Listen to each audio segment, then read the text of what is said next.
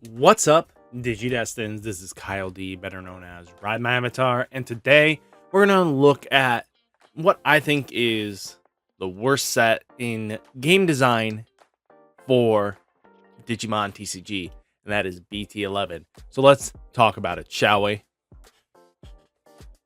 So let's talk about it. First off, we have why do I think Dimensional Phase is one of the worst sets? There are many reasons for this. Let's look at it. First off, we did get this campaign rare setup, which is quite nice in my opinion that we had this. This should have been either one of two things. If you're going to have foil uncommons and commons, you should not have the campaign rare going on at the same time. It creates an issue where you don't get enough rares in your boxes to compensate for your normal openings. Rares became very much harder to pull because of it, because they filled in slots. And what also really negatively impacted this was the fact is that instead of getting a total of 9 hits in your boxes, they dropped it down to 8 because one of these takes up your super rare slots, because there wasn't enough room to be able to say, give it enough rares, give it enough foils of the commons and uncommons, and then the campaign rare. This set was really harder to pull things you wanted out of the start. And to be honest with you, if you did not hit like Dory, Commandra, Hidden Potential, I've even Hidden Potentials, Gaze,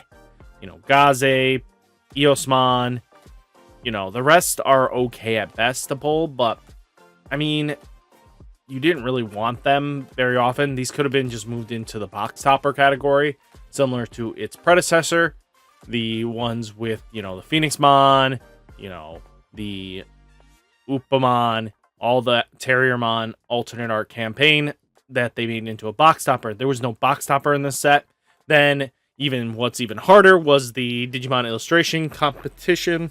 It was a lot harder to get your alternate art set up here, which sucked because you have like all these cards that you couldn't even touch.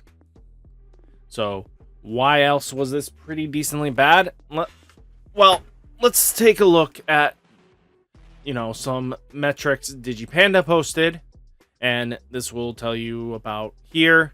I mean, I go follow Digipanda. He's a great content creator, and I'm just borrowing his information and data because we don't usually get this much data normally in a number of boxes. Usually most players don't open up this much product sometimes, and they don't keep a record log. But taking a look at it, you'll get like 33 Phoenixmons, Marsmons at 32, Shoutmon times 7 at 30, All Force Beachmon 27, Mirage Gauga at 26, Jinmon at 32, Black War Greymon X Antibody at 33, Mervamon at 34, Bagra at 32, Mirai at 26, Galacticmon and Rene are both 8. That is terrifying to see. Why do I say terrifying? Because when it comes down to opening product, that means they are very much harder to pull than their normal predecessors were, meaning that you probably didn't get a full playset in your case, and that might make this a little struggling. Usually you got, out of the ordinary normal cases, you would get 4, and somewhere along the lines you would get like an extra 2 in the mix, so it would bring it up to at least 6. This is out of 51 boxes. The total number of secrets were 8. We get 24 in a box.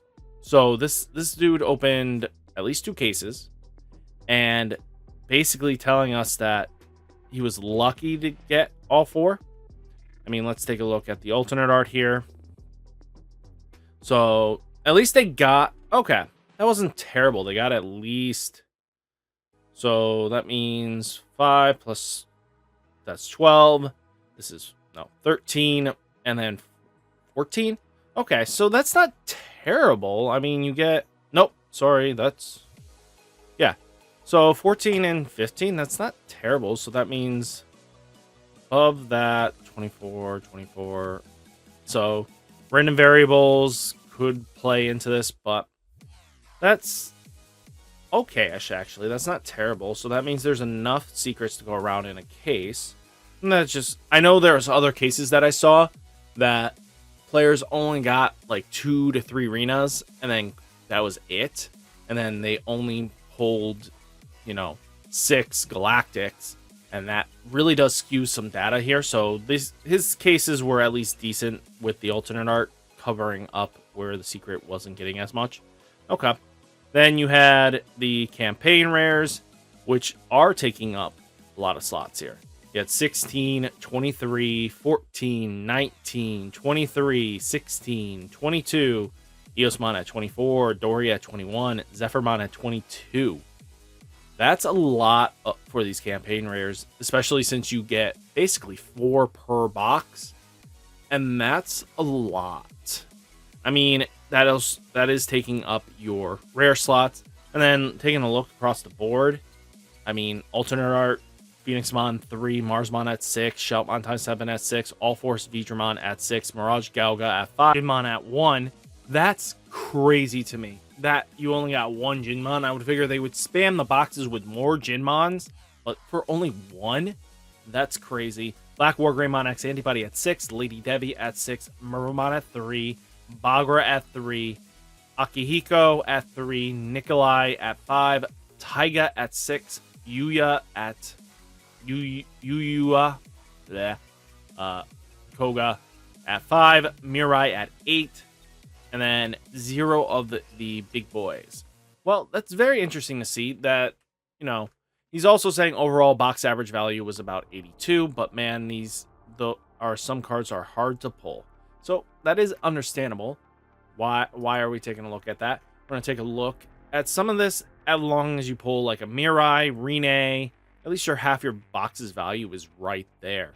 So that's really good.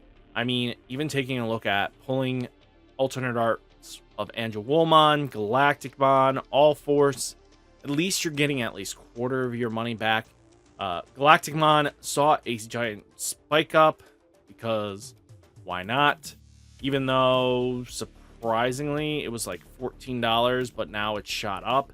That's something just to keep an eye on. It'll come back down. Let's be honest. I don't see it holding that much value long game, especially since Galacticmon isn't. If it doesn't do anything crazy competitively, it's not going to hold that price.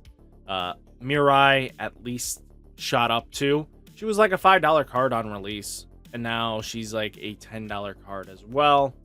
That kind of showing how expensive these cards are getting. Yes, and we also know that these big boys here are expensive. And to be honest with you, I expect Machinedramon to definitely come down. People aren't all going to invest into the Golden Boy. That's fine. We don't need him as much as people think, because we do have another alternate art in the category that is a little bit cheaper. And even Taiga. Taiga was like a cents card, like alternate art for $6. Now he's sitting at 11 comfortably, and this could be just because of green hybrid shenanigans. So that's something to really think about as well when you are looking at all this fun good stuff. I mean, there are a decent amount of hits compared to I'll pull up the last set. Let's take a look at it. But even look at Metal Greymon X Antibody, $3 card. That's crazy. Usually these things are cheaper, and I mean cheaper. Even looking at the, Dimensional Phase stuff that are the campaign rares, they're not too expensive. And then like the illustration competitions aren't expensive as well. Nikolai, if you pull Nikolai, I feel sorry for you. If you pull Marsmon, alternate art, Jinmon, or Mirage Gaug, you need better luck. You can get yourself a 4-leaf Clover. Outside of that, Medium Shout times 7 kind of dropped there. Let's see what, Mirage Gaug, 38 cents, Phoenixmon 40 cents, Marsmon 37 cents. I mean, Machinedramon's support is dirt cheap. Like, for a set that supported a lot, they definitely gave love and compassion to stuff that helps supported decks. Like Greymon X Antibody here. Let's take a look at the foils. Near mints, so near the end. So like $6 for their foils, which isn't bad. I mean, again, you got loaded up with a foil that took up a space as your rares. It does affect the rare slots very easily. And I mean, yeah, you used to be able to, in like 2 boxes, be able to have your full playset of rares and call it a day. And then you didn't have much to worry about, which is understandable. I think that we take into account, let's get into cross encounters.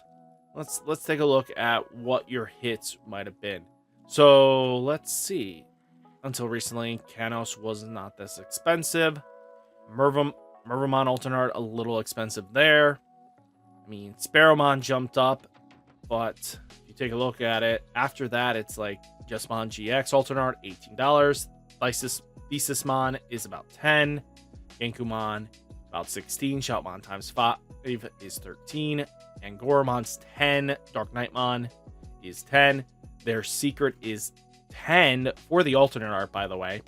I mean, Jessamon GX is... So, basically, if you take a look at it, also for playability-wise, the alternate arts weren't crazy.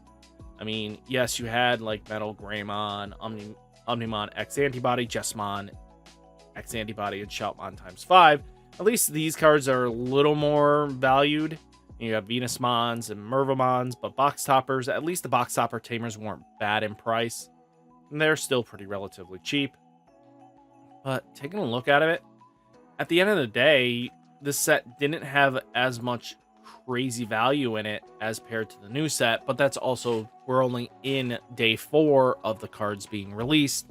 And yes, they did sneak in like Decker, Greymon, and Beelzemon Alternate, which skewed a little bit of the data for us to take a look at. And I mean, hey, this card wasn't that expensive not too long ago. Let's take a look at Sparrowmon. I mean, she was a $12 card, and then boom, she hit $20 as we got closer to the set of this set.